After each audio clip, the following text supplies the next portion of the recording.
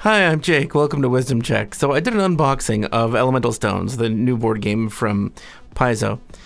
And you play an elemental sovereign, you collect points basically by trying to control the board of elements. And if you haven't seen the unboxing, you can click on it at the end of this video. I'm going to be doing my review. It's not going to be long, as you probably know already from clicking on the thumbnail. The best thing that I've seen people say about this, even people who work for the company, is that it has really good construction. It has solid materials. It's true. It's okay, yeah. So like, this is like, I don't know, magazine quality, the instruction booklet, and the tiles are, it's a cool bag, really heavy, lots of tiles. They're very solid plastic. They're thick and dense and they're pretty. They're like not made badly. Swirly. And the box is well constructed. Which brings me to my first complaint. I hate this box. It's a bitch to open. This is a stupid construction for a box. Like, if I wasn't going to show this on camera anymore, see, elemental stones, I would stab a big hole right in the center. Because the suction of this box makes it painful to open. It hurts my fingertips, or fingernails, or my girlfriend's fingernails. So this game is really complex. Like, there are a lot of different ways that you can accumulate points, including like you get a certain number of extra points depending on how many of your tile type is on the board played by everyone. So like if I'm the Earth Sovereign and there's like a bunch of Earth points and this is the highest one, I get extra points because other people played them. So it's interesting in that way, and I kind of like that because I like the complexity. It's overly complex for the average board gamer. It's not something that is easily learned and played when meeting with friends and trying it for the first time. It took us an hour just to get to the basics of what the rules were saying. And I'm not dumb. Like, I've played a lot of board games, and I've played a lot of role-playing games. This instruction booklet reads like a role-playing book manual. It's very detailed and complicated. And so that's not going to be for everybody. This is a board game made for TTRPGers. But in that, here's my next complaint. I think it's the third complaint, because box, complexity. In that complexity, they left something out. They left out a couple of rules, and it doesn't make sense to leave them out. Let me read you one. Yeah, you're helping. I know. You love linen bags, that's right. In continuing the game, so this is after you have everything set up and play has started. After the first player takes their pile of 2 elemental stones and 3 actions, ignore the numbers, it doesn't matter. The player to their left does the same. So everybody takes a turn, basically. So the first player does their turn, and then the player to their left does the same. They take their turn. This continues until every player has taken a turn.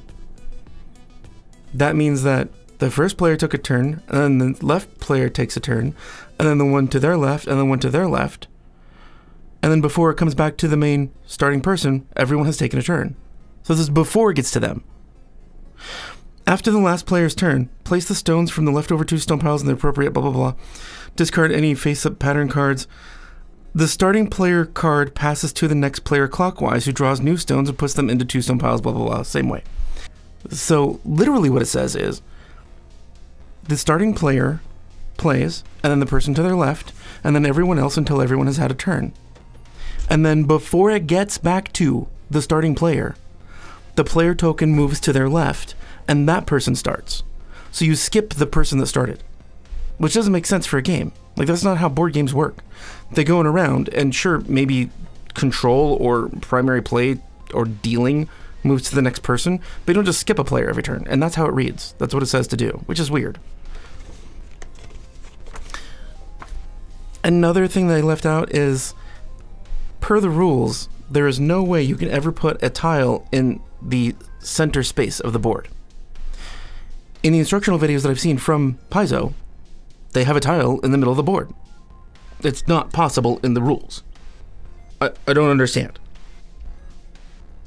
Like, you can't play...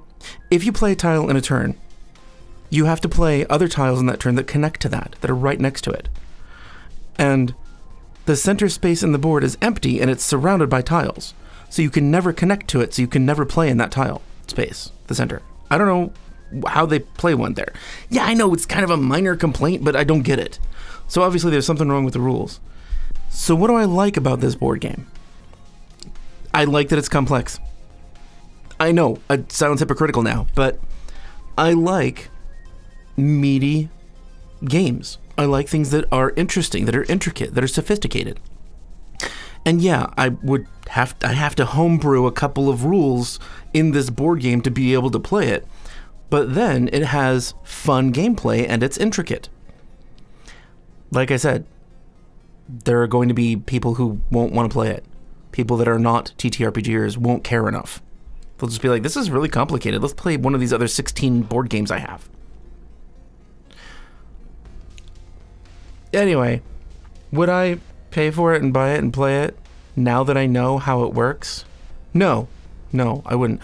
Because I'm not the only one playing the game. I have to play with other people, and the other people have to be willing to play a very complex board game.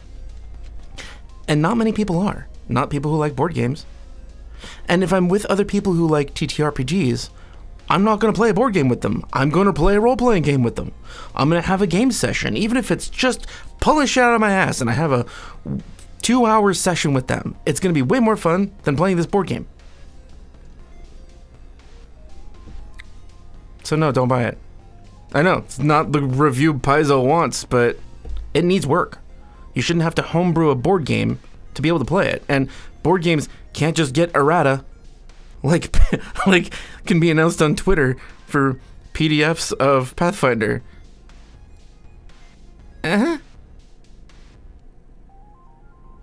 Okay.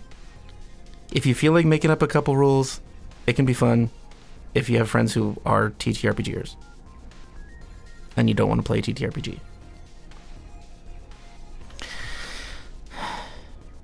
Thank you for joining me. I appreciate your attention, your eyeballs, and your time. I also appreciate my patrons because they're here and they're lovely and they're the only way I keep doing this. They are the secret to his kitty treats. That's right. Okay, I'll give him a treat. You want a treat?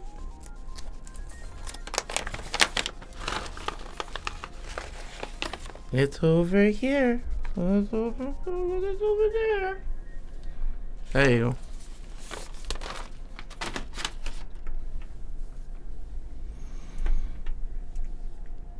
Yes, he's happy you're here too. Okay, thanks, bye. So if you haven't already seen the unboxing of it, click here. I don't say all the same things, but I do bitch about the box, and you get to see me struggle with it, which I had to do today, too. I just never heard the box.